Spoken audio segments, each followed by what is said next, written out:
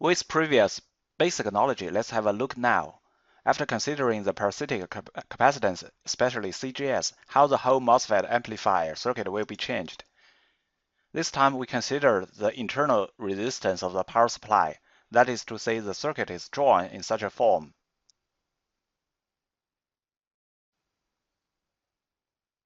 Because Ig always equals 0, the capacitor is an open circuit for DC. So the introduction of the internal resistance of power supply and the parasitic capacitor are irrelevant to the calculating of the working point. We assume that the setting of UGS makes MOSFET working in VCCS stage. We directly draw the small signal equivalent circuit in this case, that is like this.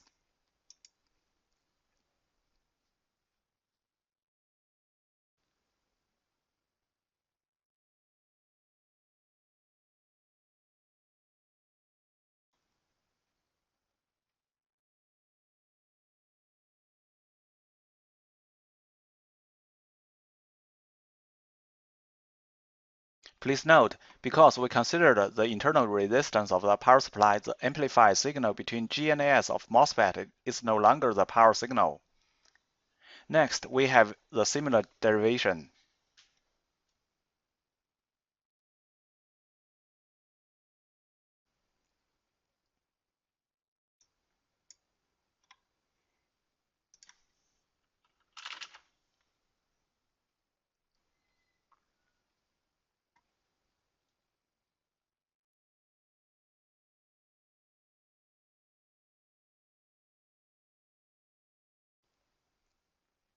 If we use the viewpoint of the transfer function to see the small signal circuit, then the transfer function is equal to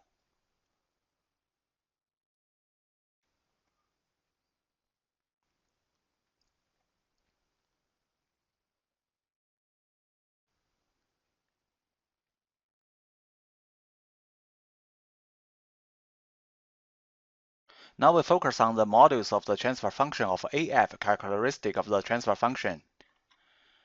When the angular frequency is 0, the amplification factor is the same as the one without the parasitic capacitor. The amplification factor decreases gradually with the increase of the angular frequency, so the AF characteristic of the whole MOSFET amplifier should be similar to the LP filter. Let's take a look at the simulation. Please look at the MOSFET small signal amplifier circuit.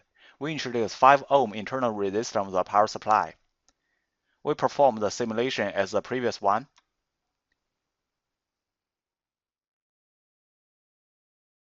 And we also use the cursor to see the amplification factor. When the input signal is minus 1.414 millivolts, the output signal is 27.496 millivolts.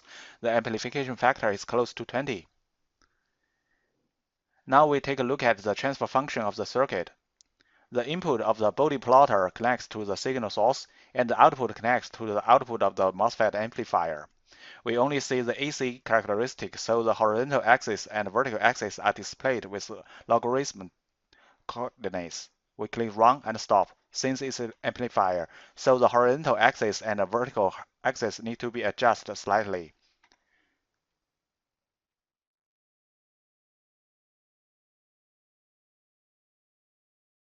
The dB value of the vertical axis starts from minus 20 dB to 30 dB. We might as well verify it. When frequency is low, it is 26.088 dB, which is almost the same as the dB value corresponding to the amplification factor in the time domain simulation. You see, with the increase of frequency, the amplification factor is decreased, especially when the frequency is larger than 200 kHz.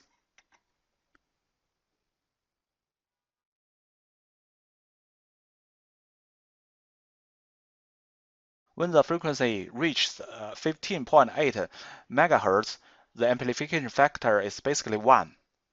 When the frequency increases further, the amplifier has lost its function. Just now, after considering the parasitic capacitor, we use the simulation to verify that MOSFET amplifier will no longer apply in high frequency. In general, if the capacitor is shunted with the signal path, when the Then the whole circuit will show the characteristic of low pass. If the capacitor is serial connected to the circuit, the whole circuit should show the characteristics of high pass. I hope you can learn and master these characteristics, which are very useful in actual signal processing and analysis. Well, this is the end of this lecture.